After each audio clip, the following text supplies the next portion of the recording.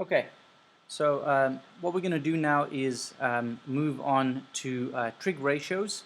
What we do with trig ratios is we use trig ratios in a right triangle in order to find the measure of an angle or the length of one of the sides.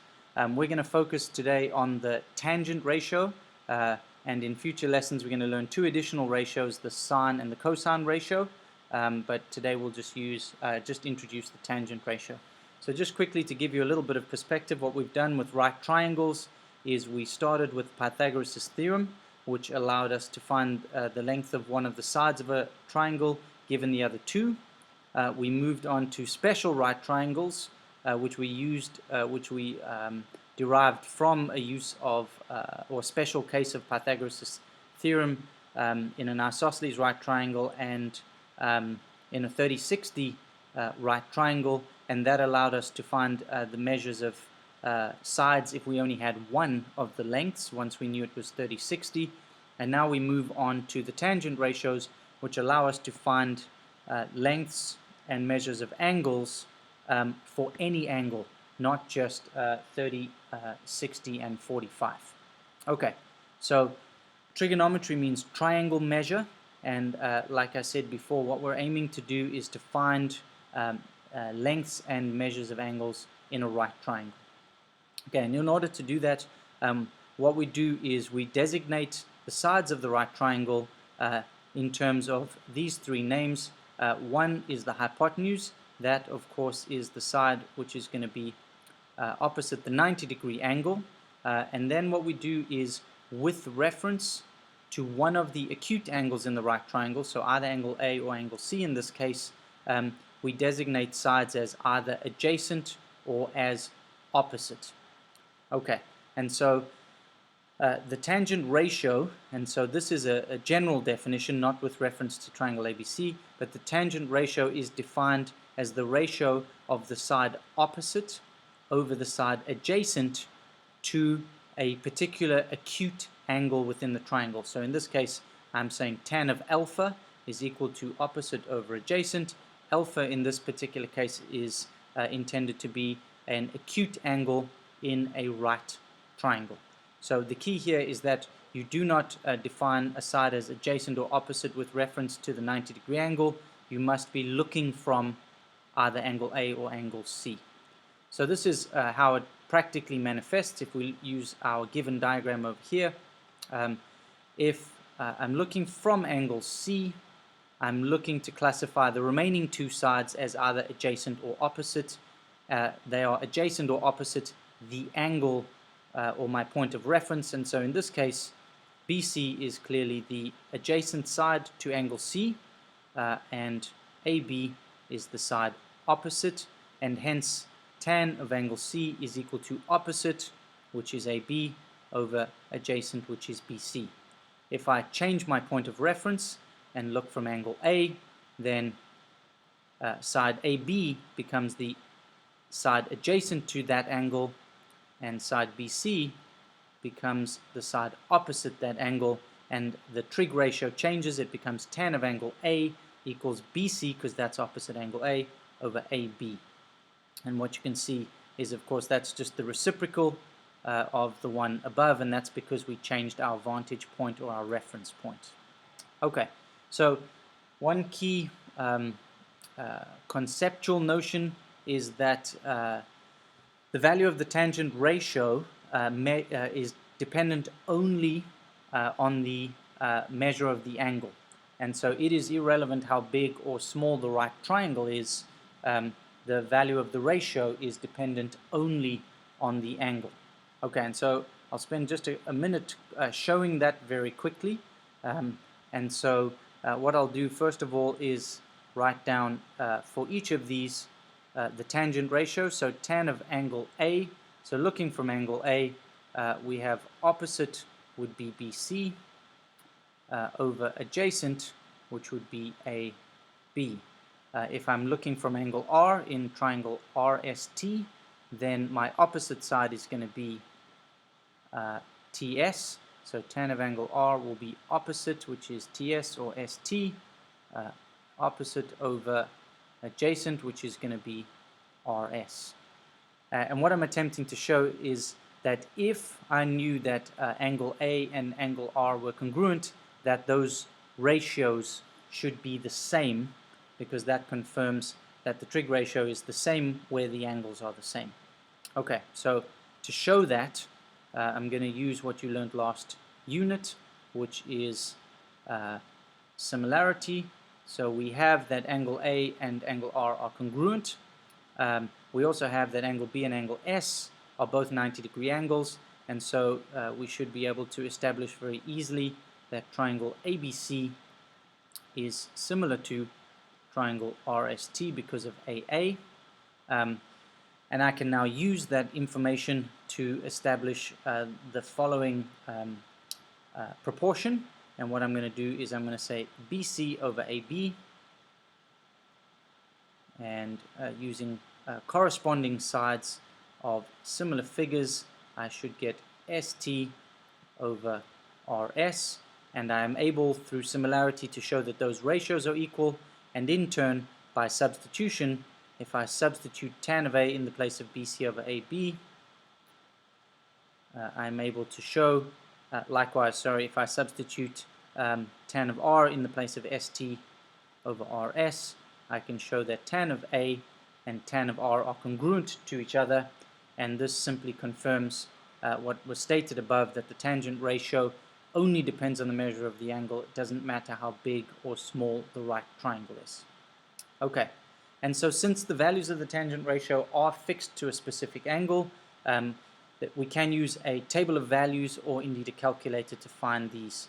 And so I'll just show you, this is an example of what the trig tables look like. We're focusing today only on the tangent ratio. In future lessons we'll learn sine and cosine. And if I were to pick one of the angles, the value of tangent of 5 degrees is 0.0875. So that is the value of the ratio irrespective of the triangle size.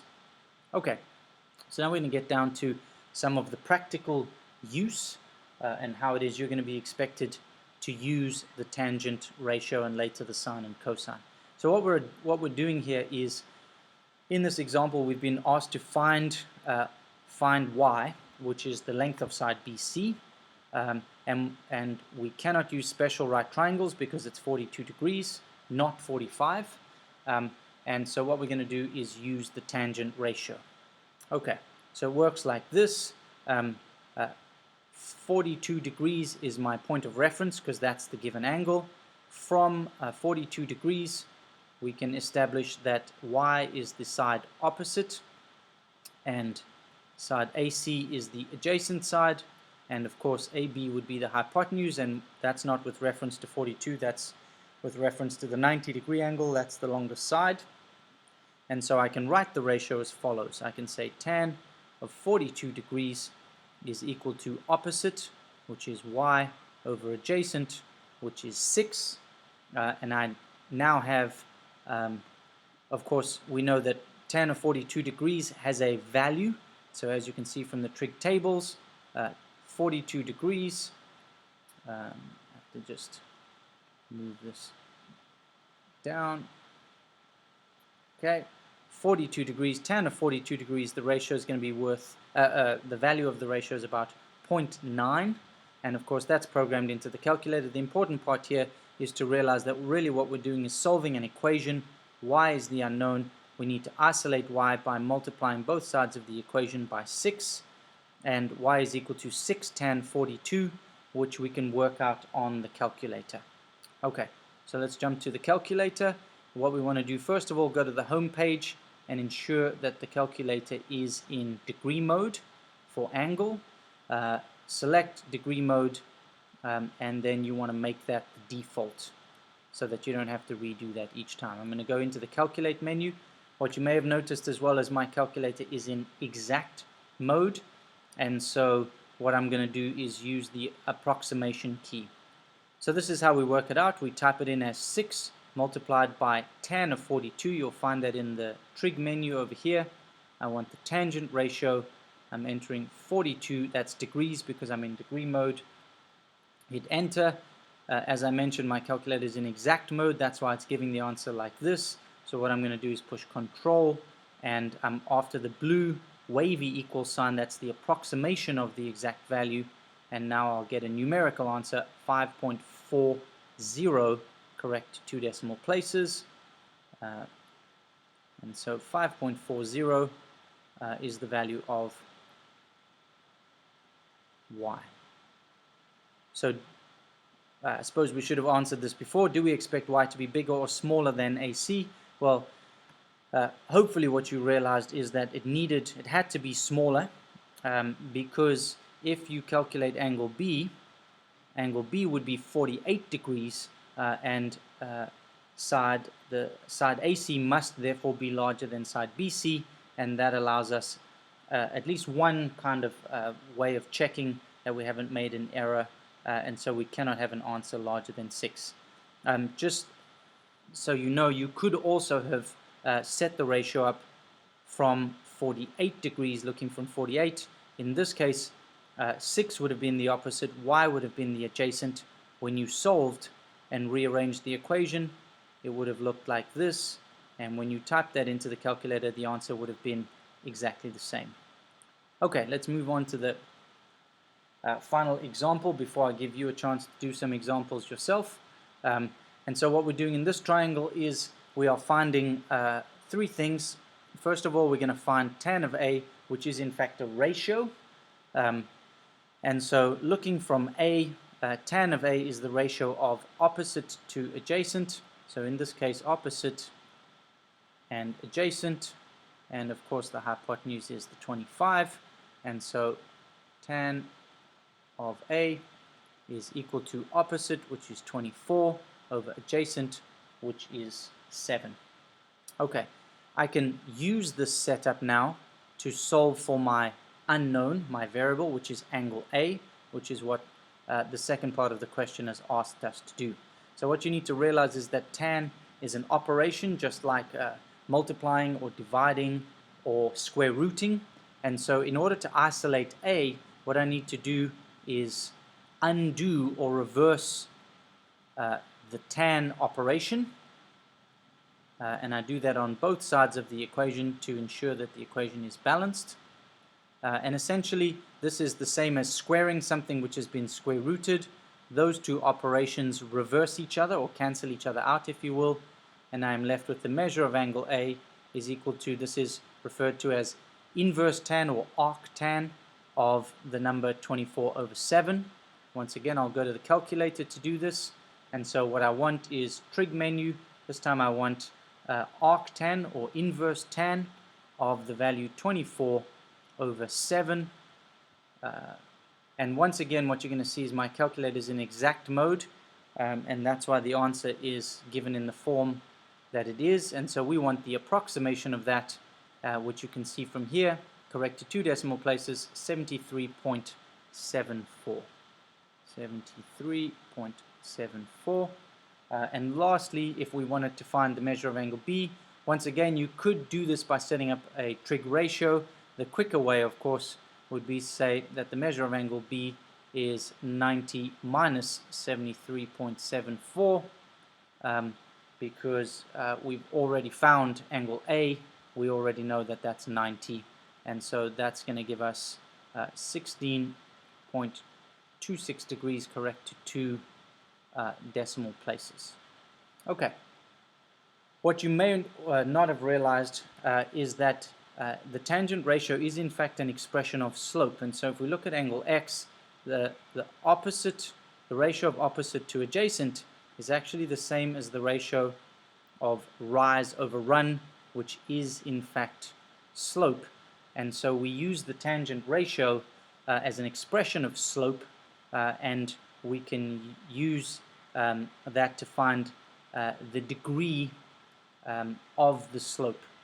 And I'm going to leave this one for you to try, as well as example 3, and you can check your answers in the second part of the video.